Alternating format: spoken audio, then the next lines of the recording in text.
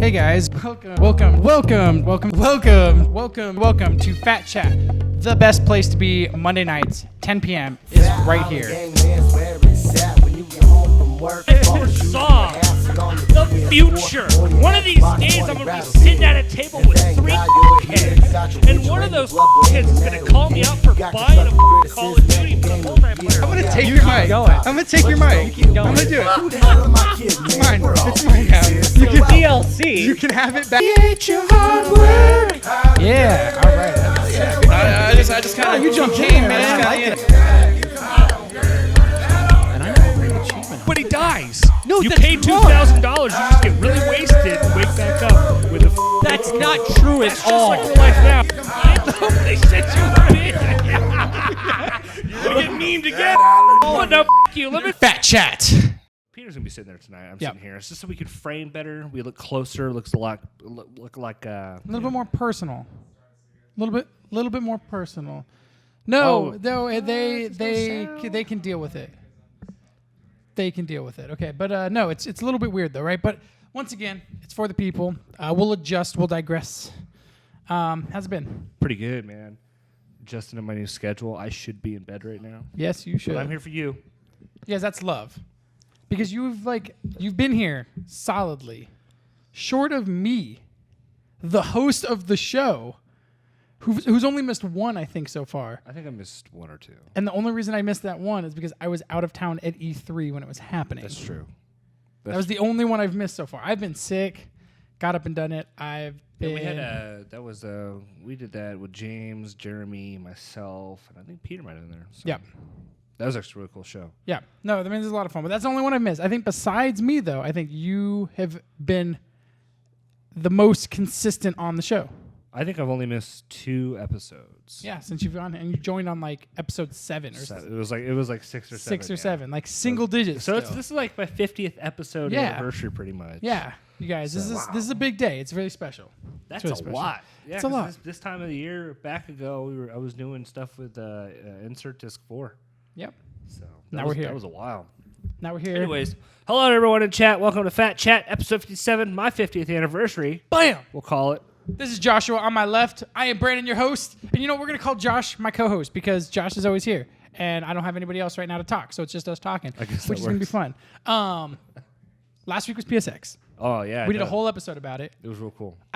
So Aftermath, because obviously you're there, right? It's easy while you're there to get caught up in it. You know, a lot of people are like, oh, well, obviously while you're there, you're really excited. Now that it's like set into the bone. And where are you at? How do you feel? Give me a little bit of a breakdown. You know, we kept telling you on show, off show. We were like, you're going to bleed blue. PlayStation experience is where it's at. Vita. You know, they make you feel so welcome. Obviously while you're there, you're really pumped. Week later, set in, feelings. Well...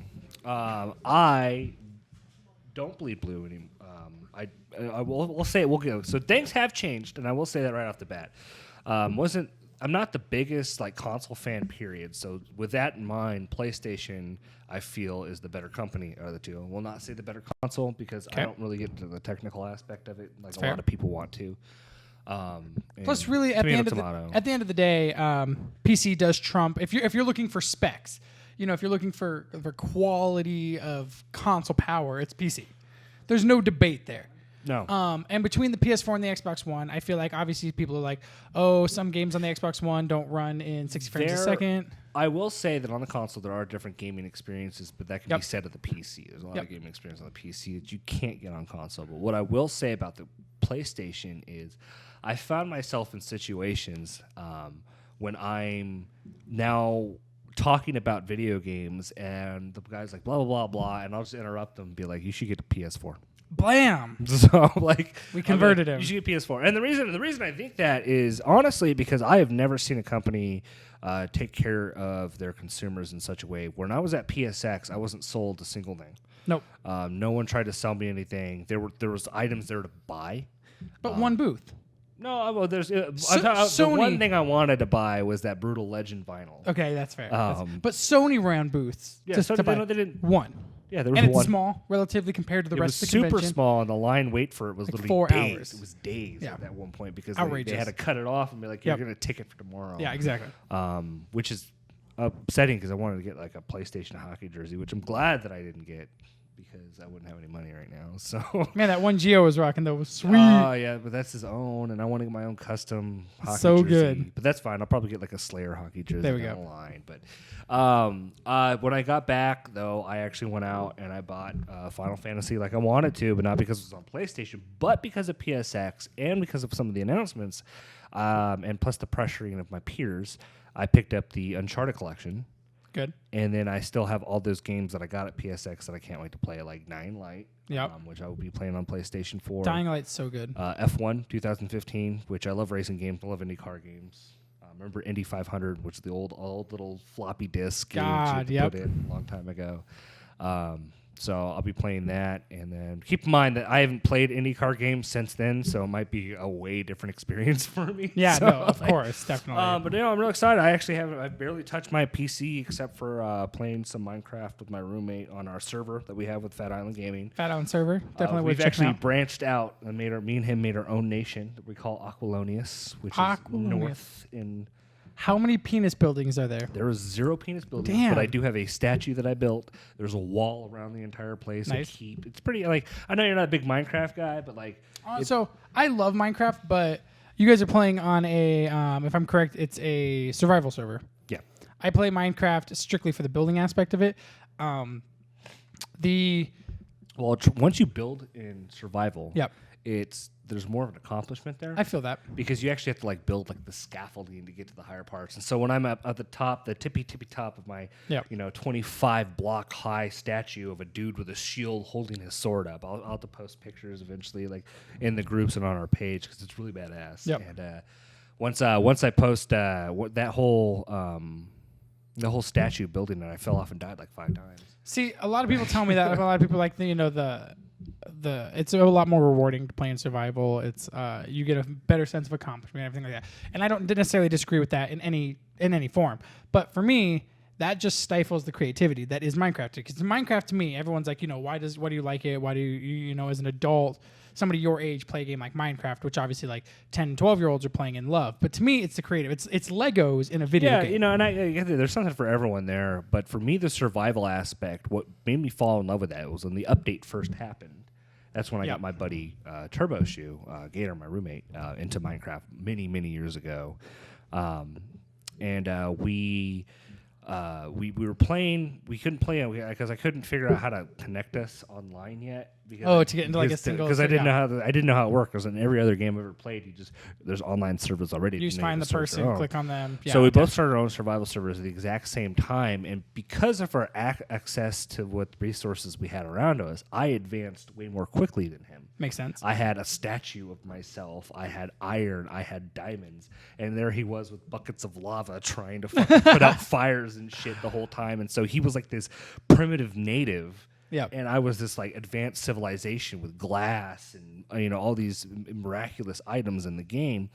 And what made me like look at it from like an anthropological standpoint of how people could develop. How people developed. Yep. It was access to resources, and so like.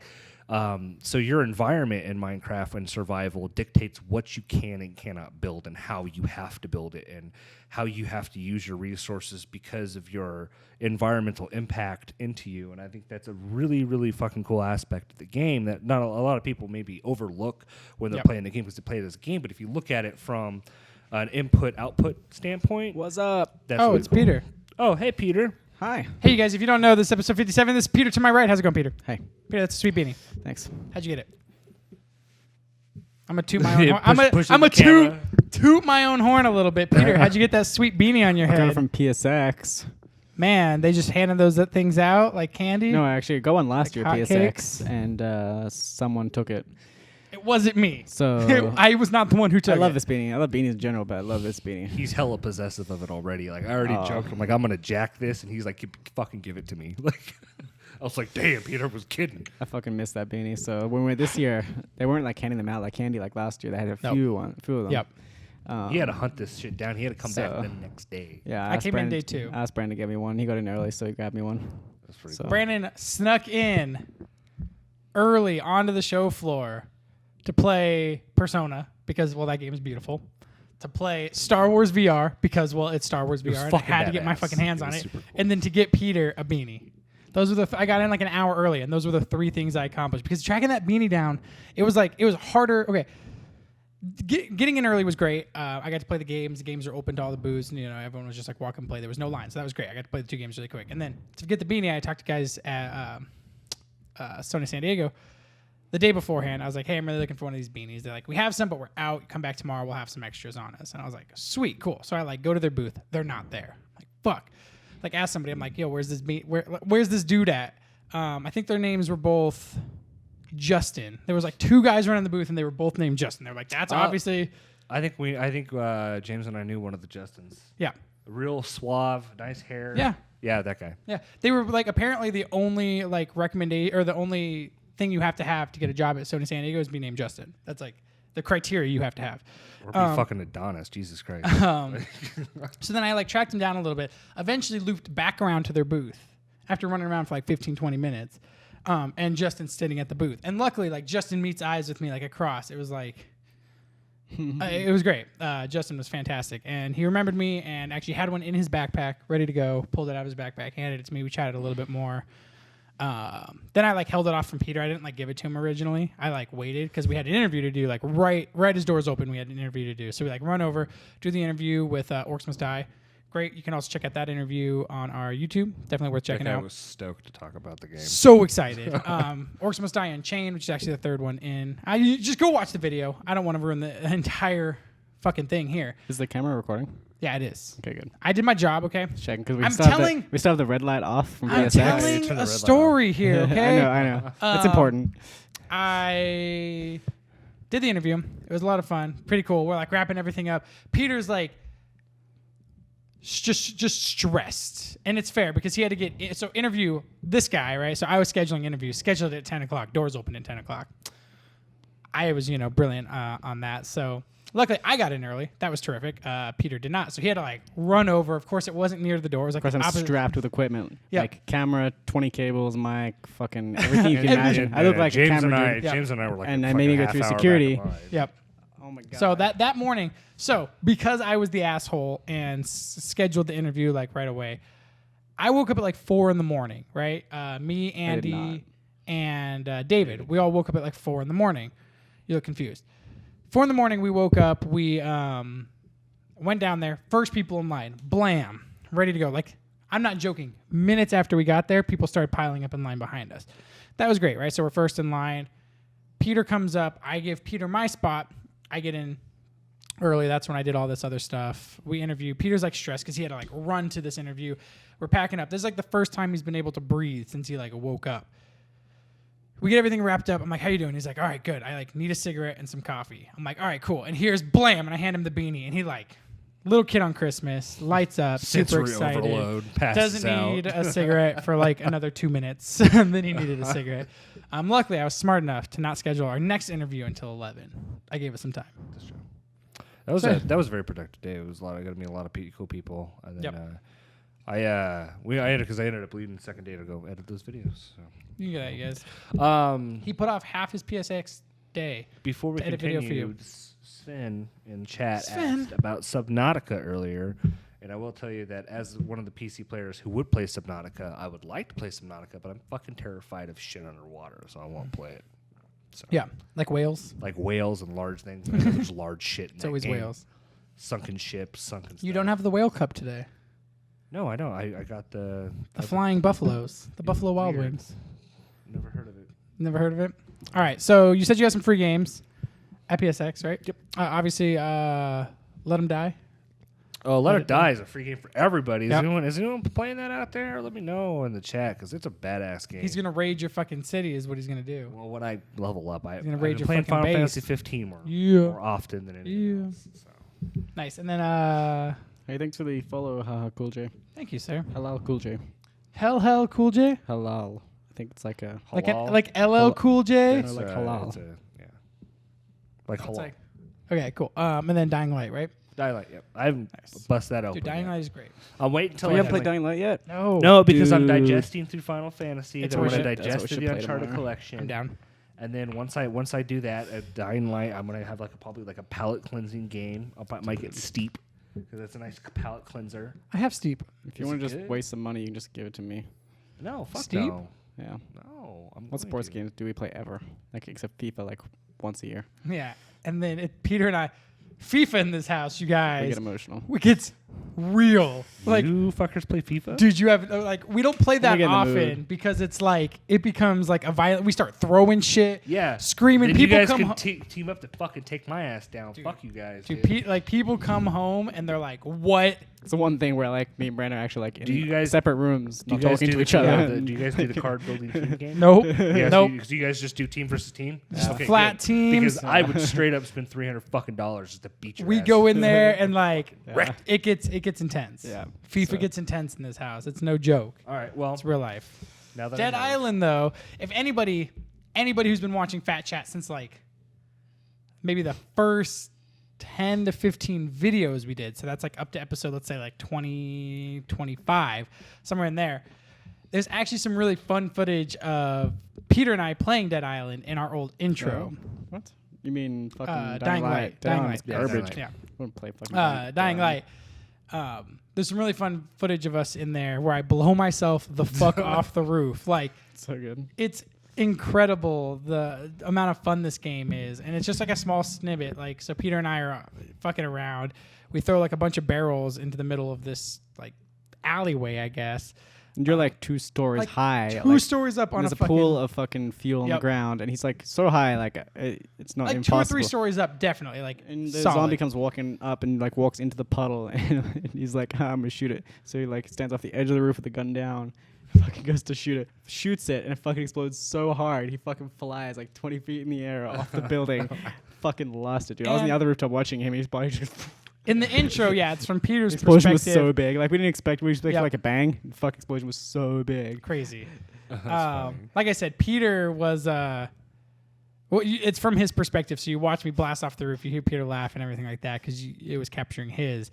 But what was I think maybe even made Peter laugh a lot more is I was truly terrified because it's a fucking- first person game, so I'm like There's just instantly So explosion it throws him in off your the roof face. into like we're safe on the roof. Now he's not into safe. like a pit of zombies. yeah. So I'm like, I'm just screaming and yelling and running. It was an event. I'll play it. I'll probably. That's one of the games I'll probably end up. I think you streaming dig over that here. because it's such a Yeah. free like game. You can do what the fuck you want, just be ridiculous. yeah. no, it's a ton of fun. I'm not gonna fucking Hey, stream at my mods. house because I have Wink, wink.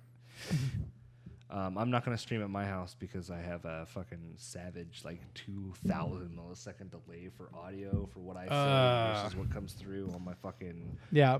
yeah. So You have to go in and alter that. That's shit you can do. To what for streaming? for Yeah. streaming because I have the old school Elgato. Oh, So garbage. Yeah. it's not even the fucking HD 90 or whatever. Dude, I have one of those here. You could probably. Oh no, we need it for indie. You can't take it. I know I You can't. I was like, you can take. Oh no, you can't. No, I know. That's I'll just end up bringing my PlayStation over here. So that studio is actually Studio Techland. The guys who made Dying Light and Dead Island is actually putting out a new game, and they actually have the former Witcher 3 dev is moving over to that studio to help with an open world fantasy game. Very cool. Did you just segue right into the news of the week? Bam! Yes, I did. That was right. You guys didn't even feel it. It was so. It was just so Hella smooth. smooth, yeah. So smooth. But yeah, a prominent Witcher 3 Wild Hunt developer has joined Dead Island and Dying Light Studio Techland. Damien Monier. Monier. Maybe his name is Monier. You don't know. That sounds like a solid last Monier. name. Monier. Monier. Left CD Projekt Red in November and has now announced that he will be joining Techland to work on a mysterious That's really new interesting IP. to me because remember just before Dying Light came out when the whole acquisition of what was the studio? I mean the publisher. They went under. The guys who did South Park. THQ. THQ when that acquisition was going under, and then at the same time, there was reports that Techland wasn't like Silver. What is it? Silver, the parent company. Deep Silver. Deep Silver wasn't paying their employees. Remember that? Yep.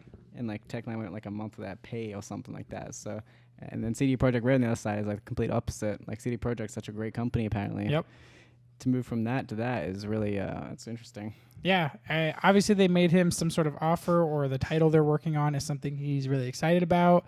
They, like I said, they have said that it's a open world fantasy game, which is obviously right up It's his a new alley. IP, so Correct. they're not. I think that may have actually appealed to him as well. they may have given him more creative freedom than, let's say, working at CD Projekt Red. Because obviously CD Projekt Red now has done The Witcher. Witcher 3 is great. They're working on Cyberpunk 2077, and they're... a million other things. Yeah. But either way, so like, but they are very established. They know what they're going. You know, they know exactly where they're going with this. This one's yet to be announced. This one still has a lot of freedom. It still has a lot of creativity. I hope it's on the same engine. I love Dying Light, but I hate that engine they use. Yeah, I mean, it's a little dated now. They could move Yeah, forward. I feel what I'm reading in here is it sounds like it's going to be a big PvE environment. Yeah. With multiplayer, but only co-op. Yeah, co-op multiplayer. There's not enough like Single player versus player stuff anymore. There's a shit ton of it. You just No, gotta like, look for it. there's, But it's moved. Like I fucking like episode 15. I called this shit out when we talked about esports being bought. Yep. And it was like a year ago. Yep. And then the last fucking year, if you notice, I told you there's going to be a decline from PvP games because PvP games are moving from casual PvP into a more Esports, aggressively a serious- professional Those things are competitive like- environment. Except for the real-time strategy, but like the like first-person shooters and stuff, you respawn. I'm talking like there's not enough like hardcore PvP with like high-risk reward stuff. Oh, like you need to play that fucking new Conan game coming out. Fuck me, that looks good. I don't know, Does just it like really? things where you like kill someone, you lose everything. That fucking Conan is permadeath. It's Oh, gonna be Maybe like a big. permadeath, but I need to like have some real fucking like upset and some real reward. This is super upsetting. If you die. You were just Can't you play were the game just saying anymore than you were just saying Let It Die has actually Let It Die has a that. pretty Well, solid you way. don't.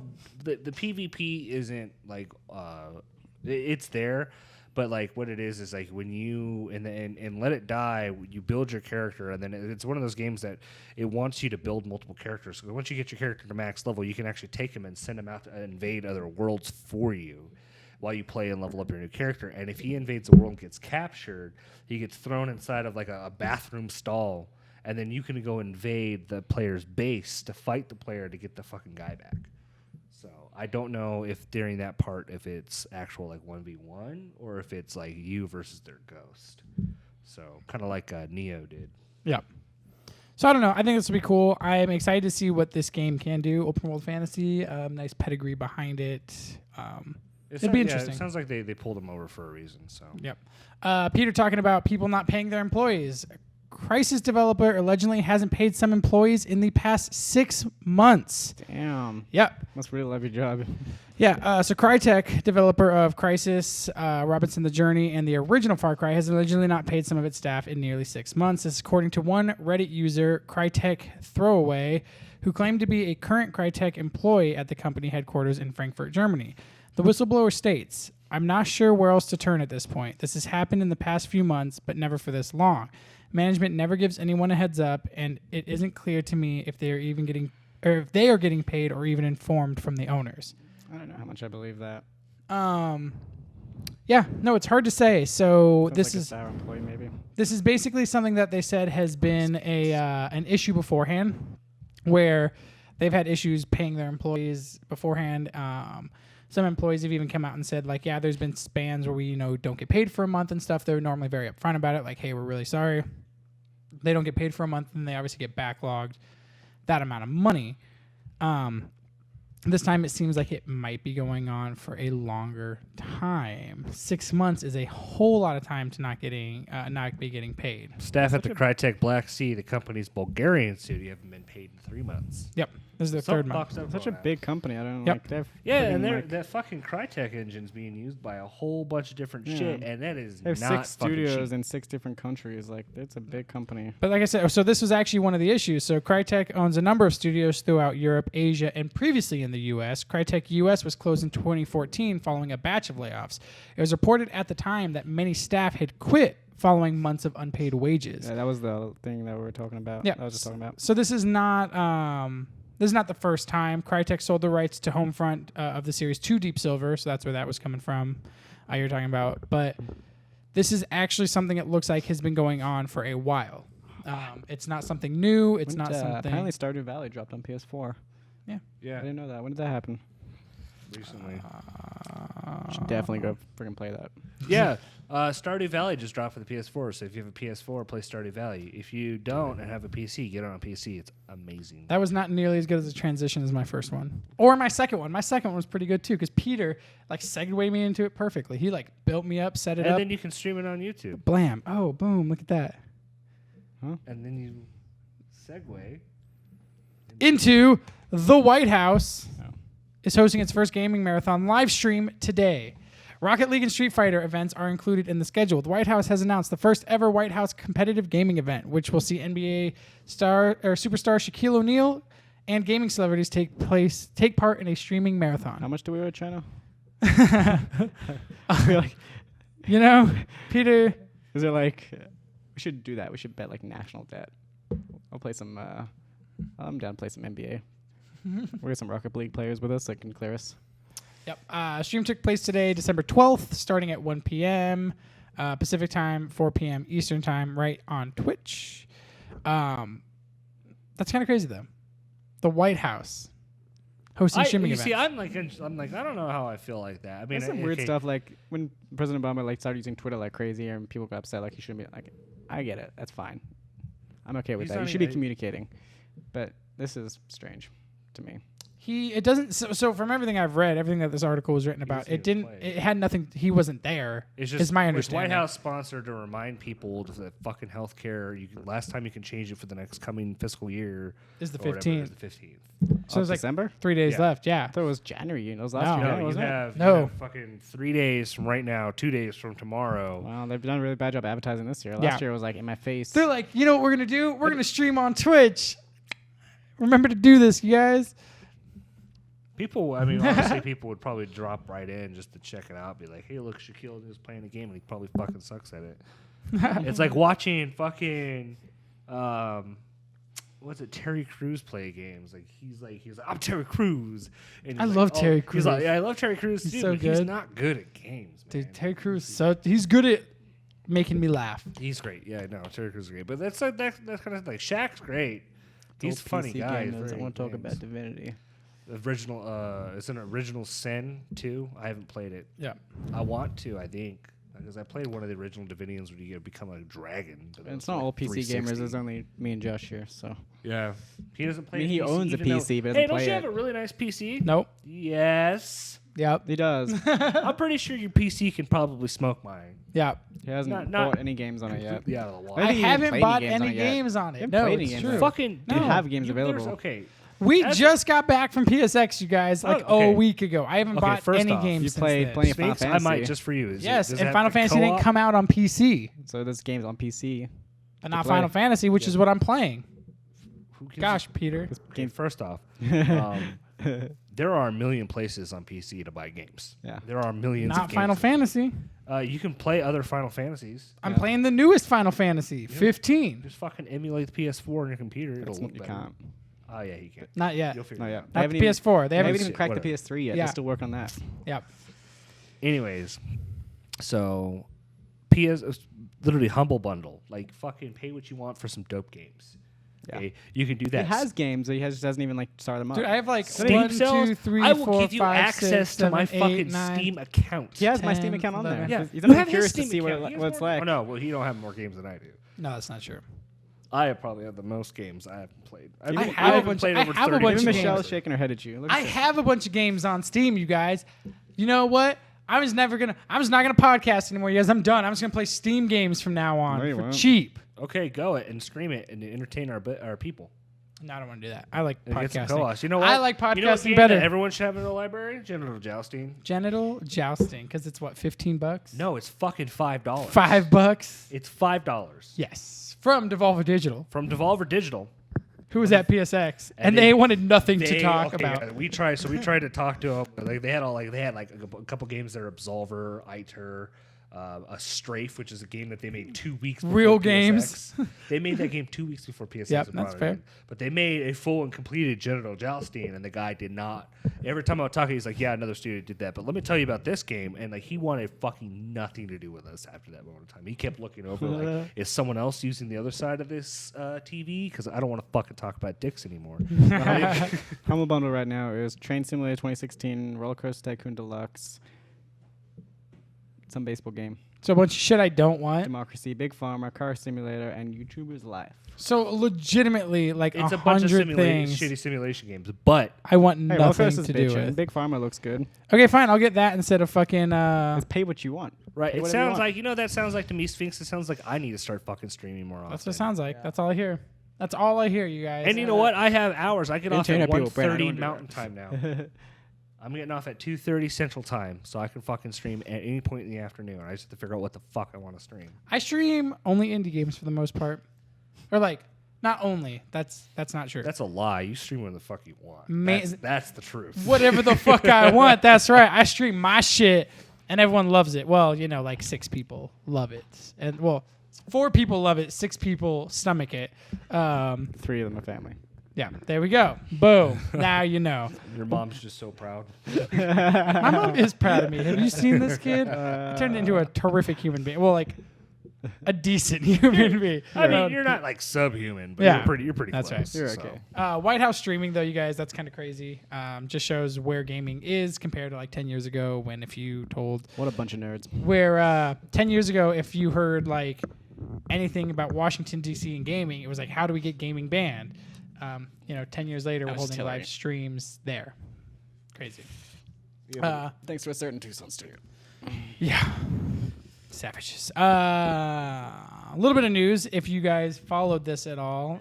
I can already hear Josh is already upset about I'm it. using the word news very loosely, but It's not fucking news, and this honestly shouldn't be talked about. No, we because should. No, We should. because this is giving undue attention. Before we even talk about it, I'm letting you know that do not pay this any mind. Cash out right fucking now and come back in about 5 minutes. No. You guys need to listen to this because it has a relevance in our industry. So, if you guys were watching it, PewDiePie, a streamer, probably like the biggest streamer, said he would delete his YouTube channel. Probably like that. He has 50,000 fucking subscribers now. No He other has YouTube channel 50 has that. million. That's what I meant. Not 50,000. Okay. Okay. So I PewDiePie was said like 99% off. PewDiePie said he would delete his YouTube channel when he reached 50 million subscribers. He didn't lie. So Fucking, you fell for it. like 100 2 different million people fucking fell for Yeah, it. everybody like fucking IGN, Kotaku, GameSpot, Polygon, everybody was like, here we go. We're going to fucking stream PewDiePie getting fucking followers, which was a ridiculous sentiment in itself, right? But that's nothing against PewDiePie. That's against the industry giving a shit about somebody gaining followers. PewDiePie reached his 50 million. He came out, did a video. He's like, all right, you guys, tomorrow at like 5 o'clock, I will delete my channel. Everybody tune in, right? Everybody tunes in. He goes on. He deletes his secondary channel. He fucking like the fact that people fell for it because in the video, the original video, I never ever watched his videos except those 2 fucking videos. Which Okay. I feel like a fucking idiot for doing. like everyone else is doing. I was just interested and I was like, I guess this is noteworthy. It's not noteworthy of my fucking time. I hope he fucking does it and falls out a fucking window.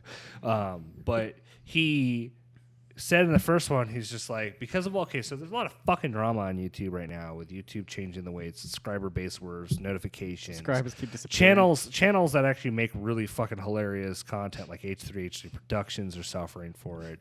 A lot of really talented people are starting to suffer it. And you're starting to get these fucking like there's people who used to be really big on Vine becoming big on fucking YouTube. They shut Vine down. Because they shut Vine down. These people have to make a living without actually getting a fucking job. And so basically all they do is they just smash that like button for fucking 5 minutes long and everyone's like, oh, and then it trends. But people who actually put effort into their fucking studios like Fat Island Gaming, H3 Productions, things like that, we'll never get the fucking trending. Well, that's because we're not advertisements are hitting the fucking trending. And when people produce these no videos, the reason they're not trending is because no one's getting the notifications. No one's getting the fucking little bell alert. It's not like, oh, hey, you're subscribed to this channel. Why don't you click the notifications to see when they subscribe or put up new content? And so obviously the biggest fucking YouTuber who pretty much started the whole paid YouTube service fucking thing. Like he was like the first reason they did that shit. And then they changed the structure of how YouTube YouTube where worked. the only people who could really make fucking money are people like PewDiePie. And of course, he is in no fucking position at all to be like, oh, YouTube, it's doing all this really terrible shit. Oh, man, I'm going to fucking delete my channel. I'm going to disagree with you because I feel like I see Josh's point though. Like they are the ones who paid him and offered him the opportunity. No, I get that. But okay, so everybody bitches, right? When somebody's making a bunch of money, be it not even a YouTube star, just in general, someone's like at the top of their industry, they're making a lot of money, right? And then they say like, this shit's unfair, we shouldn't do this, right? Or even they don't address it at all, they just keep making money. Nobody's upset that he's making a lot of money. I'm That's saying no, he no, just has no that's not cause honest. to like complain about the way YouTube wants to run its business. Like, so like I feel like obviously the people who are in the highest position, the people who are the biggest influencers, they're the people who, if they genuinely believe that there is a disservice or that there is something unfair, so okay, let's. he Us truly here, felt right? that way? We don't give it, like, let's say YouTube screwed us over, right? YouTube, we should be making 10 times as much money as we're making. YouTube doesn't do it. We throw a fit, YouTube doesn't give a shit because we don't pull in enough. Regardless, though, like throwing a fit doesn't. It's just your child's throw fits. Like if he really felt that way about it, he'd do exactly what we But do. Like so Twitch doesn't pay us on videos because you have to have like 3 videos in a row with at least 3 streams in a row with at least 5,000 concurrent viewers to become a partner. Yep. And when you become a partner, then they'll actually let you start getting paid. Correct. So you know what we did? We didn't put fucking videos on Twitch. We put them on YouTube. So we just stream to Twitch. We don't make money off Twitch. We make money off YouTube. YouTube is the one that pays us. We don't throw a fit. We just move over there.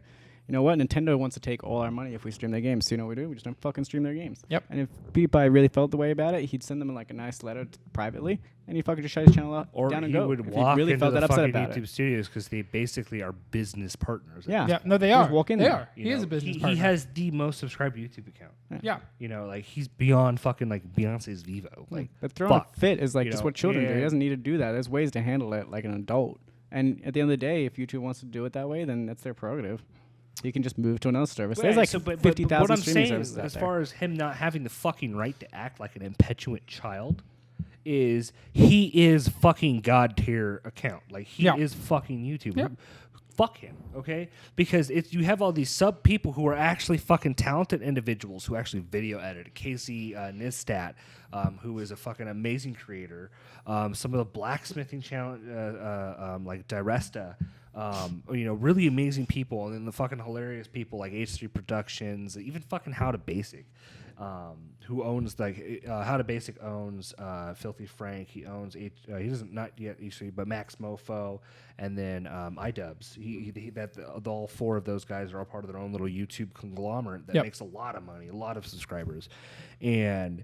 You know, they're fucking suffering. And those channels are channels that need to grow to get up to that point. But it's like something stopping them from growing because it's taking subscribers out there. I've noticed Blue Drake 42.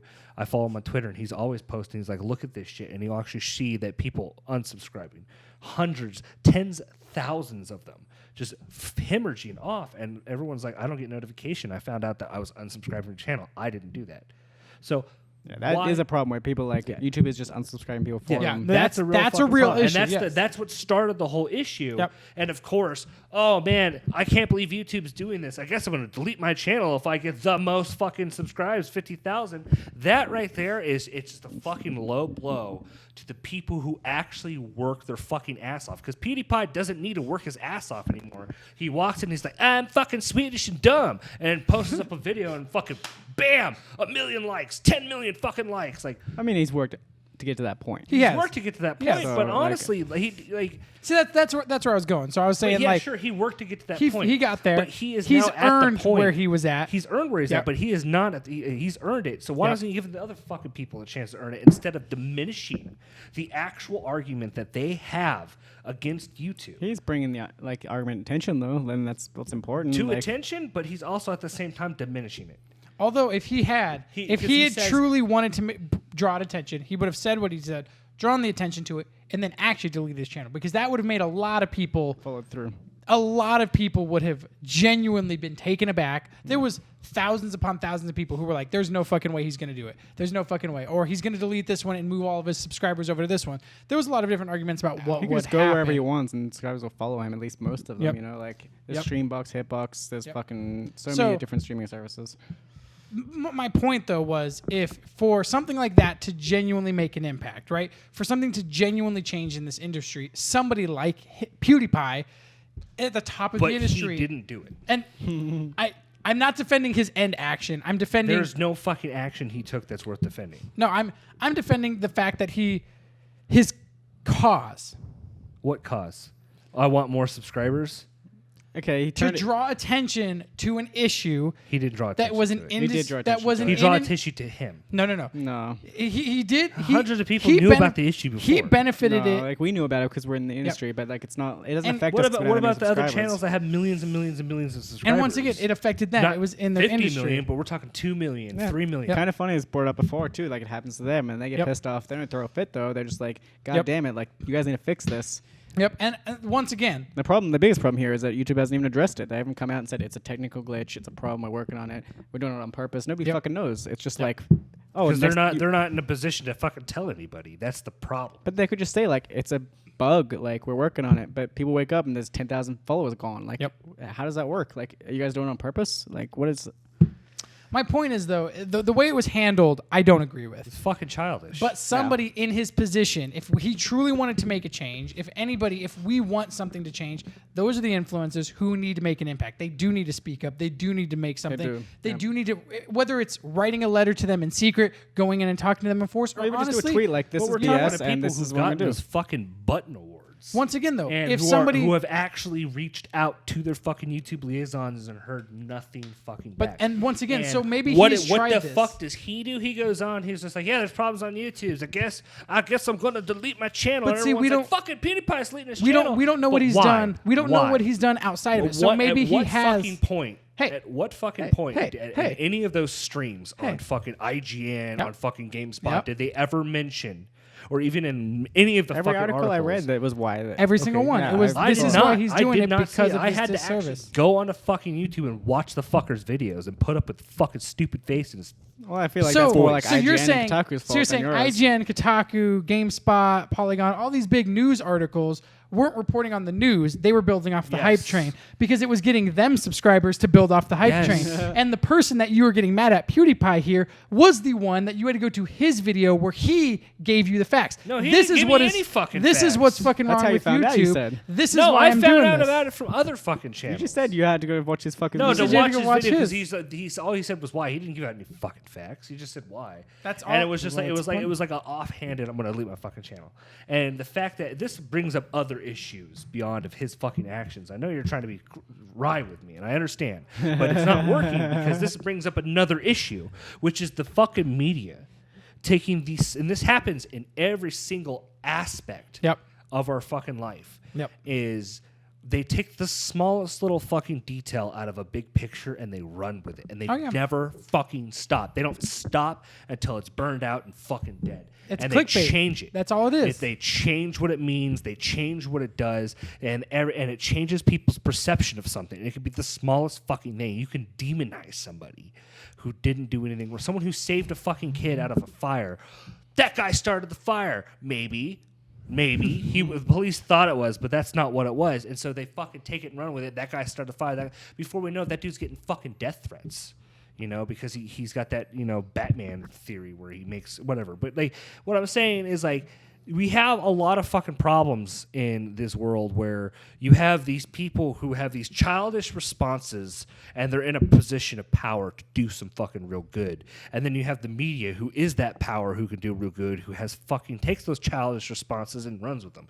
And it's just this fucking everlasting cycle of just trivial ass strippings and no real facts and no real fucking service gets done to anybody, specifically to you people who use the service, who rely on that service for entertainment. And entertainment is such a fickle fucking business. It's a really fucked up industry that you make it, you break it, and there's no fucking in between. There's trying hard, getting nowhere, and not trying, getting places. There's no fucking in between a lot of these people. And the fact that he just turned around and literally did it to get 50 fucking million subscribers and just delete some secondary fucking channel like LOL, troll you, fucking got you. Yep. This is the media's fault. And then he ends his fucking video. That was literally, I was like, what the fuck, dude? How do people follow this? Like, what kind of fucking mindset did you have to view one of these people as an idol? I understand that he worked hard to get where he does in YouTube. I understand that that's the kind of industry that we're working hard for. But I believe in the fucking truth. I don't believe in fucking lying. I believe in honest, hard fucking work. And I want, my legacy to be the quality of what I've left behind. And that right there is going to be taken away from me because you got those fucking people who start their video, smash that motherfucking like button. If I don't get 10 million likes, I'm gonna fucking kill myself. You know, those fucking people. How the fuck is that where we have become as Sadly, a fucking entertainment society? Like, on that note, so I've had this thought a lot of times because a lot of people, like, you know, even in our community are like, oh man, these YouTubers who like fucking do this and do that and get all these likes and are really childish and stuff like that. What people don't realize is this is an emerging market, and as an emerging market, we appeal a lot to not just us in general, but streamers, influencers, everything like that. We appeal largely to a younger audience. yeah. And so that kind of quick, I mean, it's the same thing you see in like a children's cartoon. You see loud, you see flashy, you see energetic, you just see everything happening at once. There's nothing wrong with having energy, but it's to me... It has to be directed in appropriately. It has to be real energy. It doesn't need to be this energy. Oh man, I just fucking poisoned my parents and killed my fucking dog. Smash that like button! Yeah. You know, that's too much hype. So my point here is Don't believe the hype. I agree with you. The way it went about it was completely childish. The fact that he didn't delete his YouTube channel completely underlined the entire message that he was trying to do.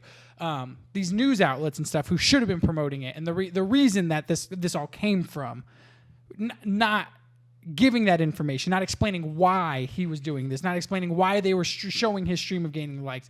All these are greater issues and stuff like that. What I'm saying, though, is at the core of it, to make a difference, influencers need to be the ones who do it, because the large variety, the people who only have maybe 1 million followers, 2 million followers, 3 million followers, YouTube doesn't give a shit if they get pissed and walk away. Somebody who has 50 million followers, that is shit that people coming to YouTube. So my statement is I don't disagree with anything you said. You can't. If anything, I agree with everything. I'm saying originally when the article came out, I enjoyed it. As somebody who is not a fan of PewDiePie, as somebody who is not a fan of the videos he does, I think he's worked hard to get where he is. I have never enjoyed anything he does. I've tried Let's Plays. I've tried everything he's done, and I've just never been able to get into it. It's not my entertainment. It never will be. I wanted it to be real. I wanted it to be meaningful. I wanted the biggest YouTuber. He would have fucking that's just, what that is right there is... The internet is connected, so we went offline, but we're back on. When he said it was going to delete his sound, that's martyrdom, what he was trying to do.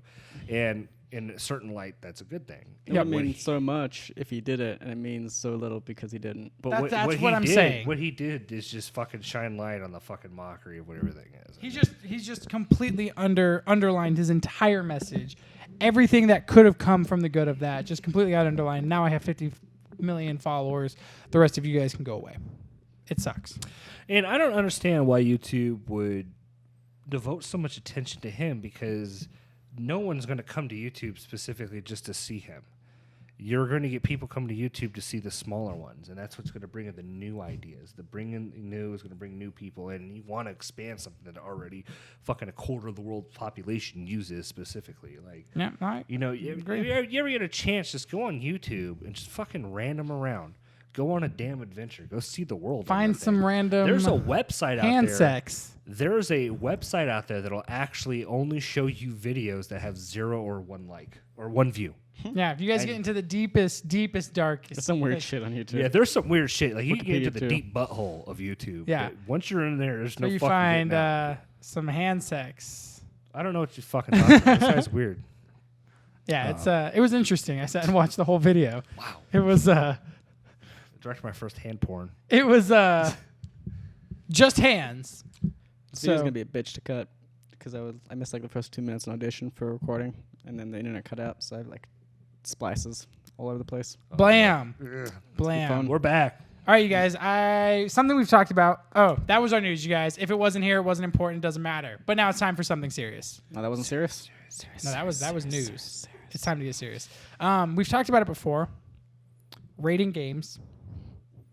Okay. And I wanted to bring it back up because the reason I wanted to bring it back up into something serious is I just recently read an article from GameSpot, and they reviewed Dead Rising 4. And they gave it a... like, okay, I think meant like adult ratings. No. So he gave it a 7, the rating for Dead Rising 4, which genuinely is a solid score for a game. It's not amazing. okay. It's good, right? It's and a lot of people got really upset about it. They because somebody had a different opinion than them. yeah, but everyone was like, "Oh, this game is fucking great," and how dare you? It's something we've even talked about before. How are you going to give this game this score and this game a lower score? You know, just stuff like that. As far as like, this is unfair. So I actually got to sit down and not only read his written article of it, but I also watched one of their sit downs, and the guy who wrote the article talk about why he gave the review, because obviously in a review it's written, so you have to put it in a short amount of time. You have to make it readable. You have to make it approachable, especially in written format these days. Scott Butterworth is the guy who wrote the article on GameSpot. I gave it a 7 out of 10, and everything he said about the game was the game is fun, the game is entertaining, the game played well. It didn't innovate. It didn't change anything from Dead Rising 3. It was Dead Rising 3 with a few extra costumes. You can see that in the trailers. Yeah. And that's what he was saying. He's like, there was nothing in the game that necessarily was bad. The storytelling, he said, was, it was better than Dead Rising 3, but it was, comparatively... Dead Rising. It was still a Dead Rising story. The big advancement they added was the exoskeleton suits that you could get, which were supposed to like power you up. They were these really goofy things. He said they came up once or twice, or not once or twice, but 7 to 8 times through the entire game. It was nothing that was like, oh, now you get to craft this new exosuit and it's like super important to your survival. It was just like this gimmick and fun. Piece. Yeah.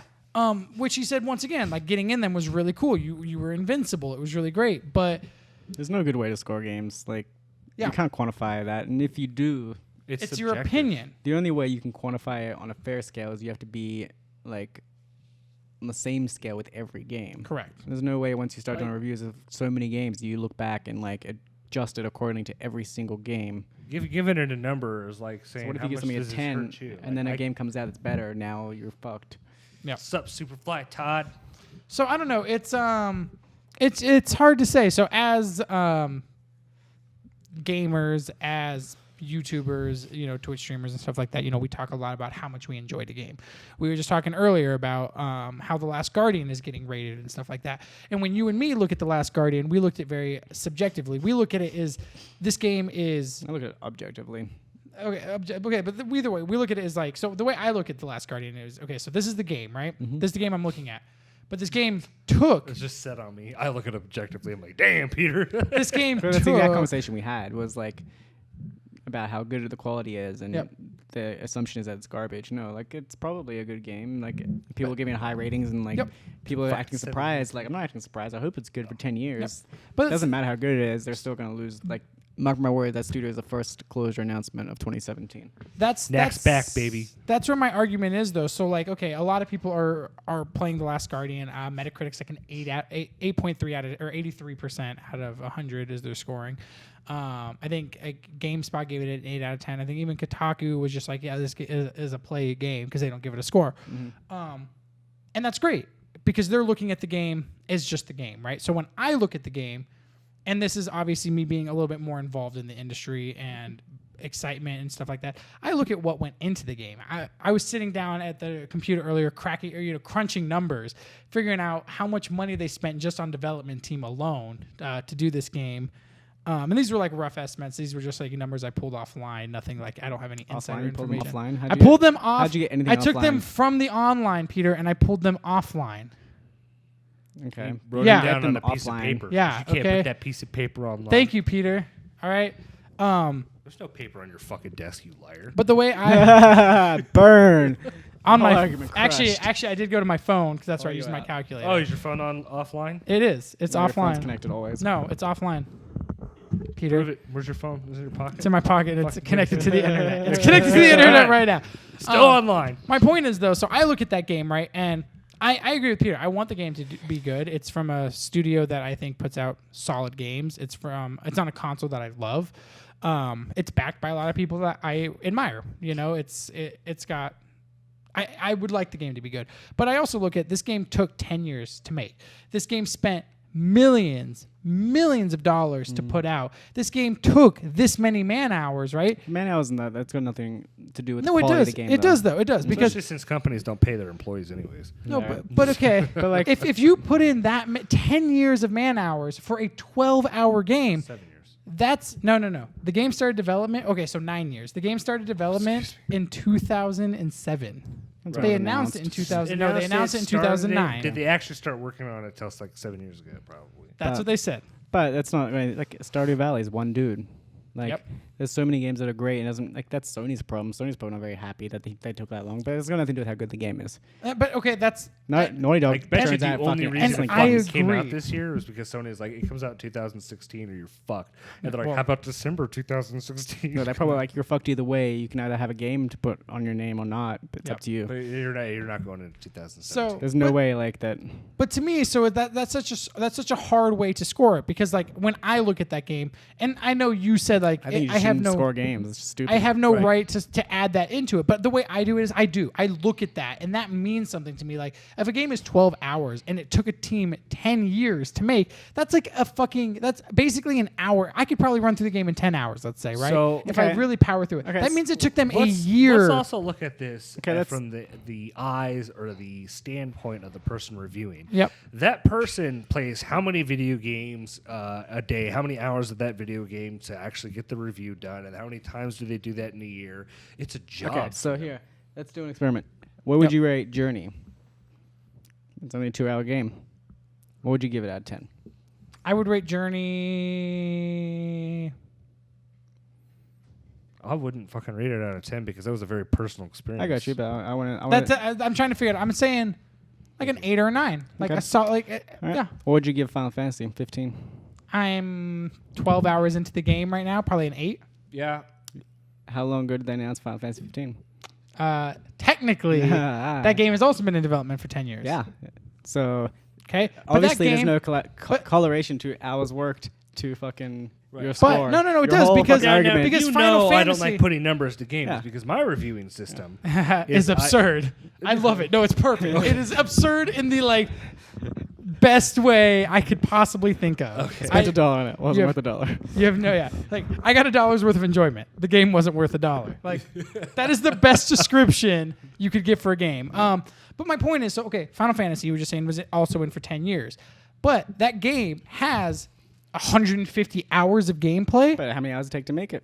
What's up? It took millions of hours to make it. I get millions. it. But I'm not saying the fact that it took them this long to make the game is the issue. The fact that it took them this long to make the game and it is only this long is the issue. To So me. the length of the game directly equates to quality. That doesn't work either because No, during- pounds no, for no, no, soba no, no, noodles. no. Yeah. The length of development versus the length of the game plus the mechanics of the game. So this Okay, this is getting fucking too technical. this is for getting me. in it. Okay, so so it's the input-output ratio that you're correct. rating on. The input output Here's ratio his because if cashing you out put to chat. What's up, you, chat? you put hundreds of hours into a game, right? You use a play style that is pretty established.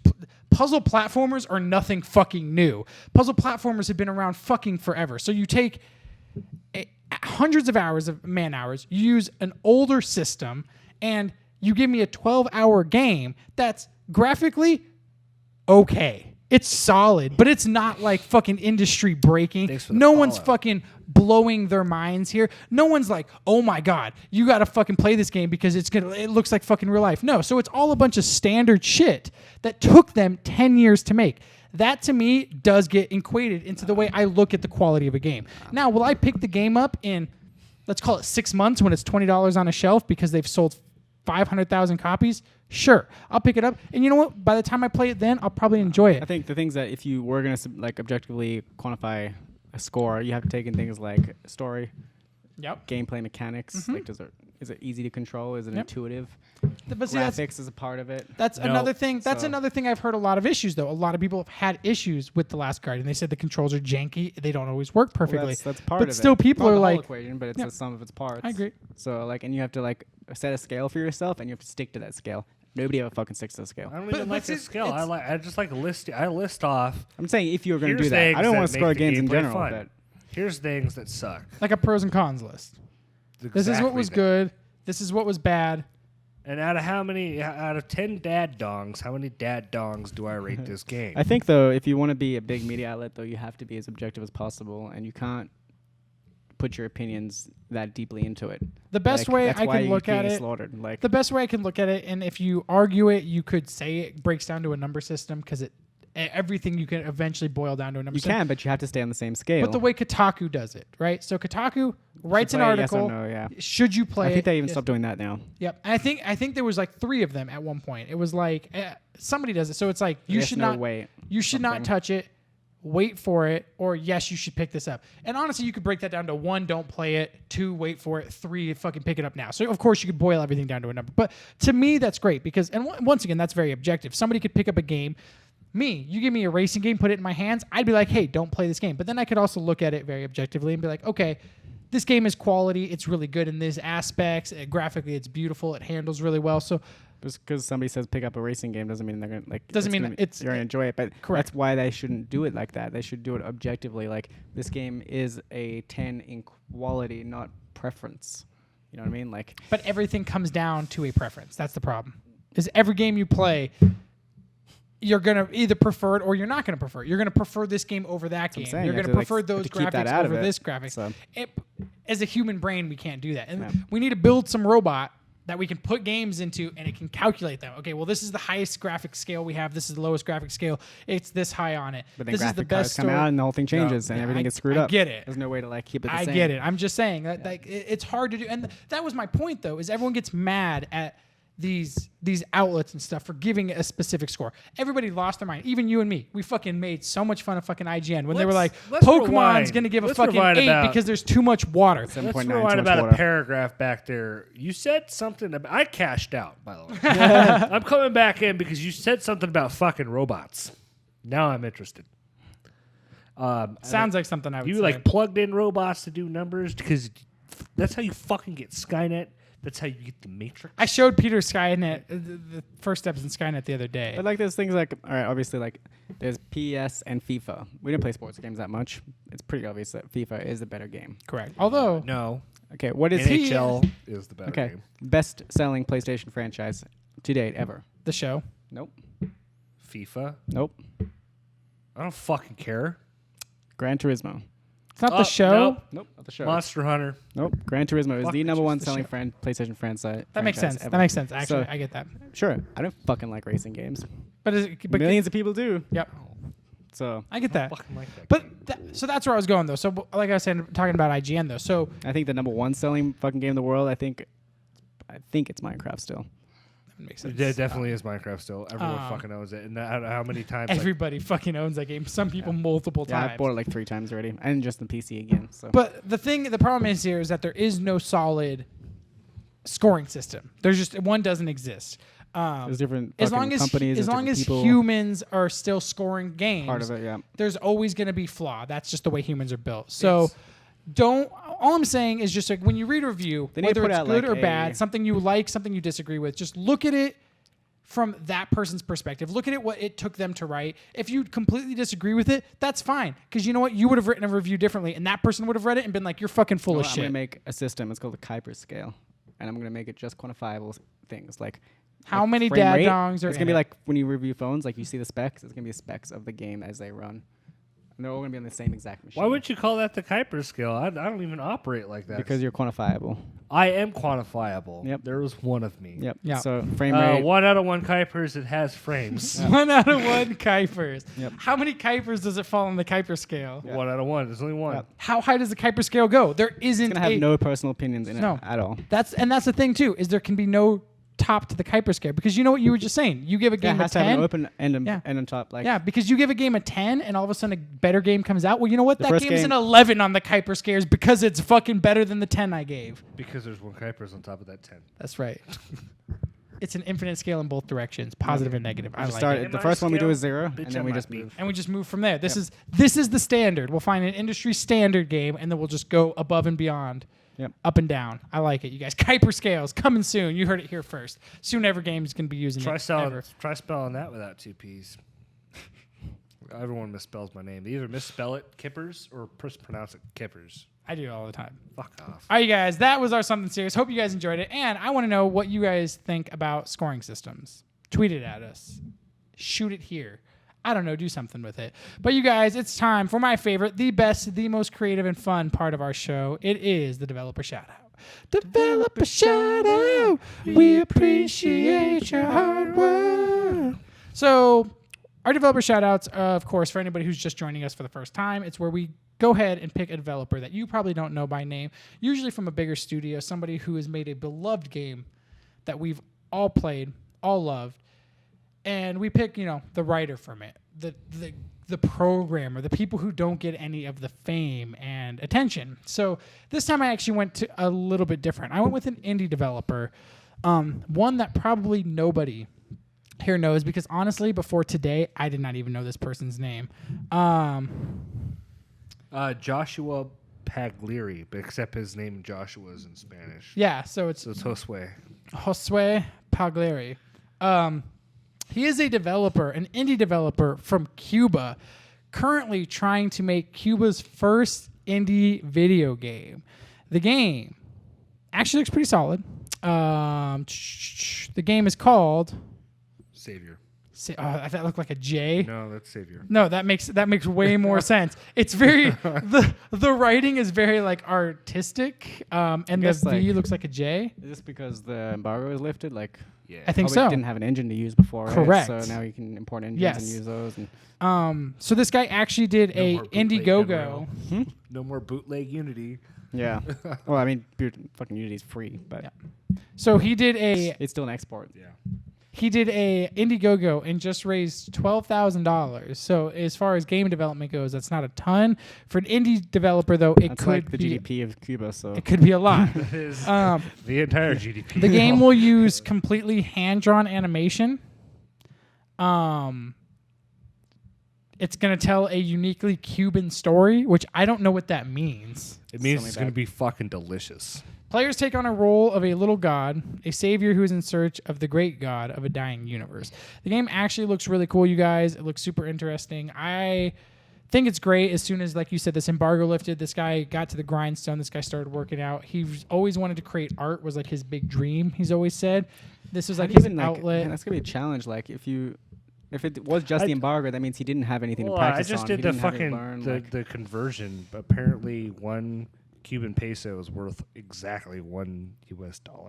Sure, but like, how much does that get you? What's the price? A loaf of bread's $200. Then it's Fuck, different. get you some delicious ass plantains and some jerk fucking Yeah. chicken. But like Peter was saying, though, Like, so you beforehand, wouldn't have yeah. anything to practice on. Like, Correct. You probably didn't have a really good computer. You couldn't Yeah. import Intel chips. You couldn't Oh. import fucking Yeah. video graphics cards. Like, you So- couldn't, like, Basically, all of his...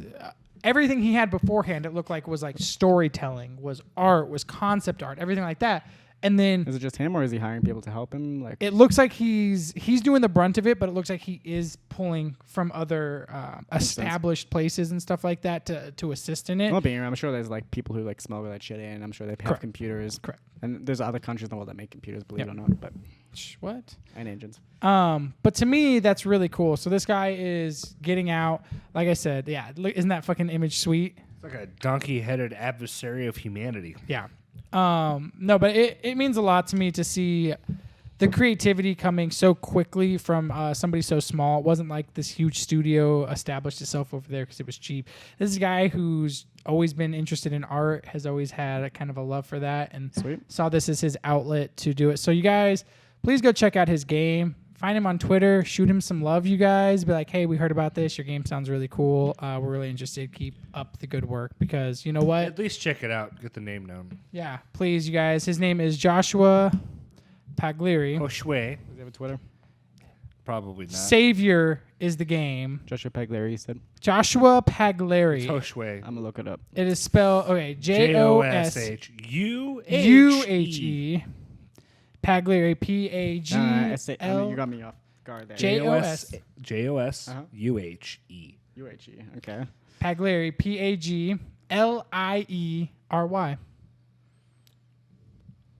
And the game is called Weird name. Savior. You guys, seriously, you guys, please go check it out. Like I said, you don't have to love the game. I'm not asking His you Twitter that doesn't at even come all. up. He's not big enough, apparently. That makes sense. Look at Savior game.